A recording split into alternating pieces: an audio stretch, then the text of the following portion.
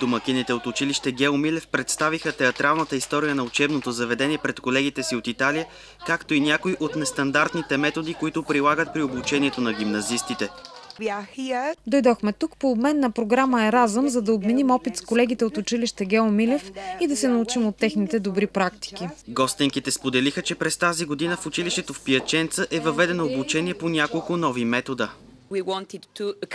Ние искаме да сравним нашите методи с колегите от училище Гео Милев. Много сме щастливи от срещата ни с тях, защото се запознахме с техните методи на обучение, както и с вашите традиции и култура.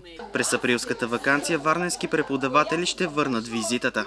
Там ние също ще покажем някои интересни, добри практики от тук, а те съответно пък ще споделят добър опит, който имат особено в областта на устойчивото развитие. Учителките от Италия са за първи път у нас. Споделиха, че вече са обикнали Варна, въпреки малкото време, което са имали за да го разгледат.